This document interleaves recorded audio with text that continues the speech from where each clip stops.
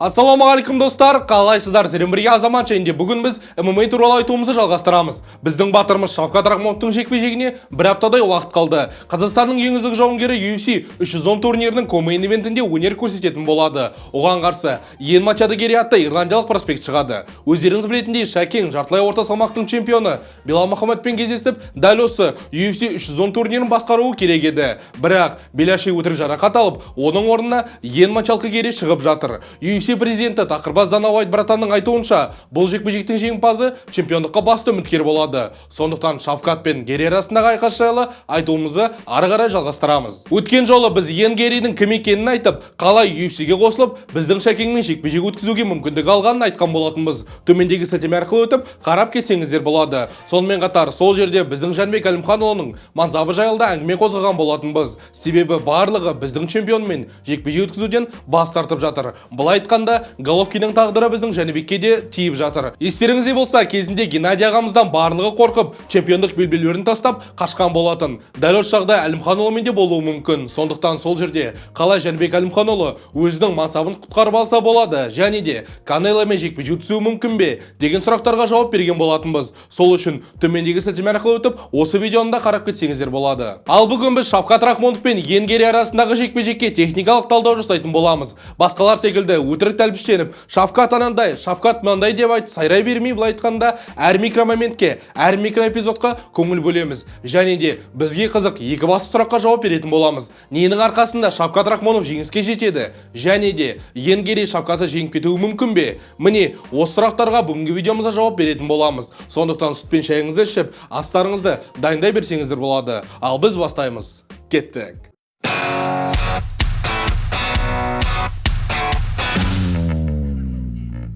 Достар, видео басталмас бұрын сол баяғы сұрайтын заттарым. Бәлкім, өздеріңізде бұл сөздерден шашап кеткен шығарсыздар. Бірақ сонда да, міндетті түрде видеоға лайк басып, 5 сөзден тұратын комментарий жазып кетсеңіздер болады. Мысалы, Шавкат қалай Иен Гериді жеңіп кетеді деген сұраққа өз пікірлеріңізді жазсаңыздар болады. Өздеріңіз білетіндей, мен барлық комментарийлерді оқып, жауап беретін боламын. Сондықтан, астыда, яғни комментарий бөлімінде біраз пікірталас ұйымдастырайық. Менің ойымша, Шавкат жеңіске жетуі керек. Бірақ бұл оңай болмайды, себебі Иен Гери өте мықты жауынгер. Сол үшін бәлкім алғаш рет Шавкаттың жекпе-жектерінде төрешілердің шешімін көретін болармыз. Сондықтан міндетті түрде комментарийға осы жекпе-жек жайлы өз пікірлеріңізбен бөліссеңіздер болады. Бұдан басқа біздің арнамызға да тіркеліп, осы видеомен достарыңызбен бөліссеңіздер болады. Соның арқасында сіздер тек біздің ғана арнамызда емес, бүкіл қазақ тіліндегі контенттің дамуына үлкен үлес қосасыздар. Алдын ала рахмет. Ал енді Шавкат пен Гериге қайта оралайық. Сонымен UFC 310 турнирдің басты емес, екінші басты жекпе-жегінде Шавкат Рахмонов Иен Мачадегеримен кездесетін болады.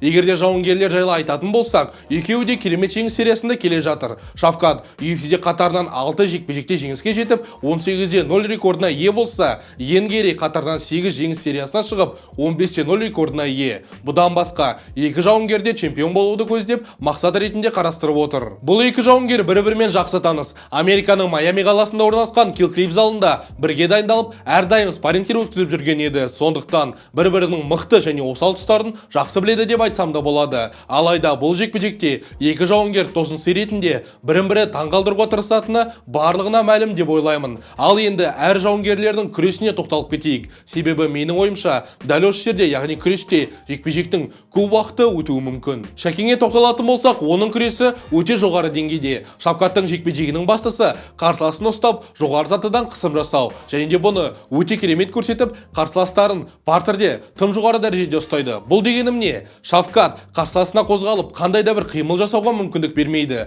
Сондықтан өзінің денесімен, яғни бүкіл салмағымен қарсыласын басып, қимыл жасауға 1 сантиметр болса да кеңістік бермейді. Егерде джиу-джитсу жайлы айтатын болсақ, Шавкат еш қиналмай кез келген қылғындыру әдістеріне шығып кете алады. Әсіресе гильотина мен қарсыласының артынан жақсы қылғындыру әдістеріне ие. Бұдан басқа партерде күресіп жатқанда дарсатты, сабмишнді іздеп жүреді. Сол үшін бұл заттар оның джиу-джитсуы тым жоғары дәреже екенін көрсетеді. Әсіресе қарсыласы қандай да бір қимыл жасап, бос кеңістіктің арқасында өзіне ыңғайлы позицияны іздеп жатқанда, Шавкат өзінің айласына ұстап алып, қылғындыру әдісіне немесе де сабмишндер арқылы жеңіске жетіп кетеді. Сонымен түсініп тұрғанымыздай, Шавкат қарсыласын құлатып алса, ары қарай жоғары саттан жұмыс жасап, оп-оңай жеңіске жете алады. Бірақ дәл осы жерде Шавкаттың басты кемшілігі көзге айқын көрініп тұр. Себебі менің ойымша, Шавкат мықты күрес шебері емес. Яғни, дұрысынан айтқанда, аяқта тұрып күресу оның басты кемшілігі. Шавкаттың базасы күрес атты, өзбек күресінде құрылып, ары қарай самбо және рукопашный бойда дамыған болатын. Ал бұл жекпе-жек өнерлерінде спортшылар киіммен төбелеседі.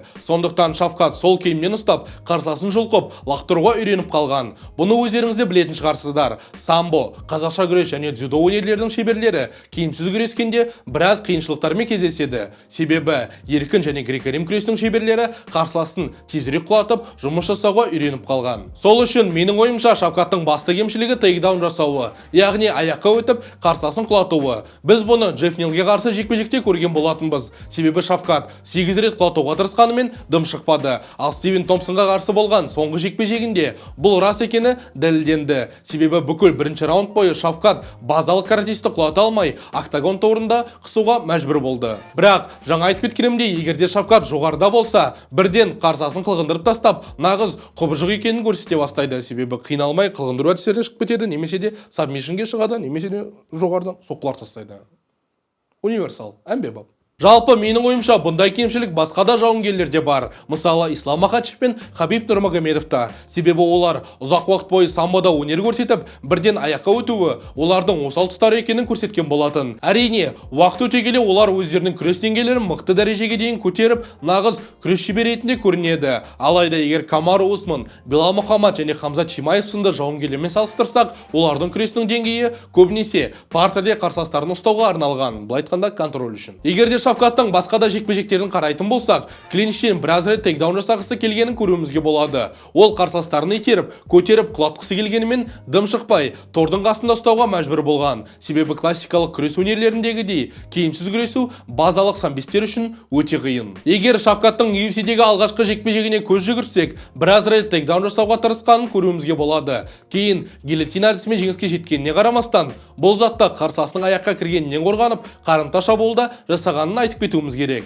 Ал Нил Мэгнимен болған кездесуде американдық жауынгер не үшін жекпе-жекті партерге тартқанын түсінбедім. Себебі айқас толығымен партерге өткен кезде кездесудің балансы бұзылып, Шавкат суда жүрген акула секілді қарсыластарына дым мүмкіндік бермеді. Ал енді Ян Гериге көшейік. Шынымды айтсам, Майкл Венем Пейджге қарсы жекпе-жегі мені өте қатты таң қалдырды. Әрине, аяқта тұрып төбелескен кезде ирландиялықтың әлсіздеу екені көрінді. Бірақ күрескен кезде нағыз Нурмагомедовтар отбасына шыққан адам секілді әжептәуір деңгейді көрсетті. Иә, сіздер айтуыңыз мүмкін, MVP мүлде күресе алмайды деп. Бірақ оның қатарынан 10 грэпплинг жекпе-жектерінде жеңіске жеткені бар. Соның бірінде өте қауіпті күрес шеберлерінің бірі Карлос Кондитті жеңген еді. Сондықтан MVP күресе алмайды деу қате тұжырым деп ойлаймын. Мүмкін Ян Гери өте жақсы күресіп, Майкл Венем Пейджге ешқандай мүмкіндік бермеген шығар. Менде дәл осындай ой пайда болып отыр. Бірақ бұл дегеніміз Ян Гери Шавкаттың күресінен қорғанады деген сөз емес. Себебі ирландиялық жауынгердің күрестегі деңгейі Шавкат түгіл, бүкіл дивизиондағы жауынгерлерден әлдеқайда төмен. Шавкат жекпе-жекті күреске салса, бірден жеңіске жетуі мүмкін. Сондықтан бұл жердегі басты сұрақтар мынадай: Шавкат тейкдаун жасай ала ма? Ара қашықтықты бұзып, жекпе-жекті төменгі сатыға аудара ала ма? Бұған жауапты 8 желтоқсан күні алатын боламыз. Егерде біз олардың соққыларына немесе де аяқта тұрып төбелесуіне мән берсек, бір-біріне мүлде ұқсас емес, екі түрлі жауынгер екеніне көзіміз жетеді. Алдымен қазақстандық жауынгерден бастайық. Шавкаттың шабуылдары өте қатты, агрессивті түрде өтеді. Қарсыласына адам сенгісіз қысым жасап, бір нәрсе жасауға мүмкіндік бермейді. Бәлкім, бұл оның сүйікті ісі секілді. Егерде Алекс Оливейраға қарсы жекпе-жекке көз жүгіртсек, барлығын түсінуімізге болады. Шабуылдаған кезде тура бір танк секілді қарсыласын басып өтіп, соққыларын пулеметпен атқан оқтар секілді жаңбырдай жаудырады. Алайда Шавкат шабуылдарына толықтай берілген кезде қорғанысы жайлы ұмытып кететін сияқты. Себебі шабуылдаған кезде әрдайым соққы өткізіп ала береді. Бұл жағдайды әр жекпе-жегінде көрген болатынбыз. Тіпті соңғы кездесуінде Стивен Томпсон біраз рет соққыларын дәл тигізіп үлгерді. Ал Шавкатқа бұл соққылар бәрібір секілді. Себебі ары қарай таң секілді шабуылдай беріп, қарсыластарын сындыра бастайды. Кезінде кезінде бұл қателіктер үшін Джефф Нил жазалағысы келіп, бірнеше рет бізді ойбайлатып қорқытқан еді. Бірақ Шакең тым мықты жауынгер екенін көрсетіп, бұл қарсасын қылғындырып тастады. Алайда Ян Гери секілді жауынгерге қарсы бұл үлкен қателік болады деп ойлаймын. Геридің төбелес тәсілі аяқпен қозғалып, дистанцияны ұстауда. Бұның арқасында Гери өзінің топ жауынгер екенін көрсетіп келеді. Осы жерде ирландиялық жауынгер жайлы әңгімемізді бастап кетейік. Ян шабуылдаған кезде неше түрлі соққыларды көрсетіп бастайды. Оған қарсы жекпе-жек өткізгенде оның қазір не істейтіні түсініксіз. Себебі жақындап тұрып аяқпен бастан тебуі мүмкін, немесе де тіке соққылар тастап клинчке де кіріп кете алады. Бұның барлығы қарсыласының қорғанысындағы қателіктерді табу үшін арналған қимылдар. Егер де муайтай немесе де кикбоксингпен айналыссаңыздар, айтып жатқан заттарымды түсінетін шығарсыздар деп ойлаймын. Сондықтан сөзсіз, Ян Гери өте техникалы жауынгер. Әрине, оны да соққылармен ұстап ұрған кездері де болды. Әсіресе Сон Кинан атты жауынгерге қарсы жекпе-жекте. Бірақ қытайлық спортшы көп кезде қателіктер жасап жүрді. Мезетте Гери корпустан соққы тастап, 1-2 соққы серияларын бергісі келген. Алайда дәл осы кезде оны қарымта шабуылда ұстап алды. Жақын дистанцияда Сонг сол жақ қолымен хук беріп, Гериді нокдаунға түсірген болатын.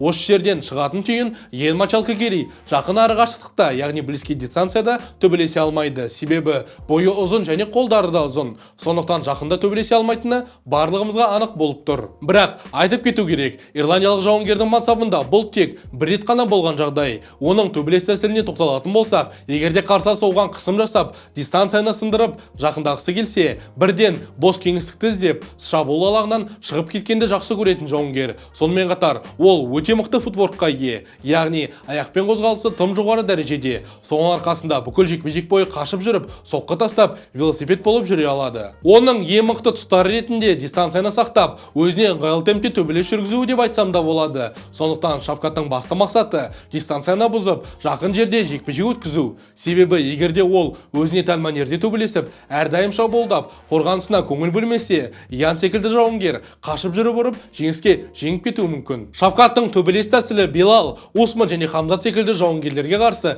жақсы шығады деп ойлаймын. Себебі қарсыластарының қысым жасап, бір жеңіске көздегендерінде ара қашықтықты бұзып, клинчта немесе де жақын тұста төбелесіп кетуі мүмкін. Бірақ дәл осы заттардың Гериге қарсы жұмыс жасайтынына сенімді емеспін. Сондықтан Шавкат дұрысынан дайындалып, сындыруға дайын боларсың деп ойлаймын. Сол үшін, егерде Шавкат жеңіске жеткісі келсе, тек қана тейкдаун жасап, яғни қарсыласын құлатып, қылғындыру әдістеріне шығып кетуі керек. Алайда, жоғарыда қойған сұрақтарым әлі де өзінің орнын алып отыр. Шавкат Гериді құлата ала ма? Біз Геридің қашып жүріп төбелесіп, төрешілердің шешімімен жеңіске жете алатынын көрген едік. Сондықтан Шавкаттың қалай бұндай қарсыласпен жекпе-жек өткізетіні барлығымызға қызық болады деп ойлаймын. Мүмкін Ян Гери арнайы тосын сый дайындап, бүкіл хейтерлердің аузын жауып, UFC-дің ең мықты жауынгерлердің бірін жеңіп кететін шығар. Бұған жауапты біз 8 желтоқсан күні алатын боламыз. Ал осымен біздің видео соңына дейін жетті. Қалай ойлайсыздар, бұл жекпе-жекте Шавкат Рахмонов жеңіске жете ала ма? Пікір жазыңыздар. Міндетті түрде видеоға лайк басып, арнамызға тіркелуді ұмытпаңыздар. Сонымен қатар, осы видеомен достарыңызбен бөлісіп, қазақ тіліндегі контентті бірге дамытайық. Алға Қазақстан, Шавкат міндетті түрде жеңіске жетіп, ары қарай Беляши деген қашқындан чемпиондық белбеуді тартып алады. Сөйтіп Қазақстанға UFC чемпиондық белбеуін алып келеді. Соңына дейін қарағандарыңыз үшін көп-көп рахмет. Сіздермен бірге болған Азамат, сау саламатта көріскенше сау болыңыздар.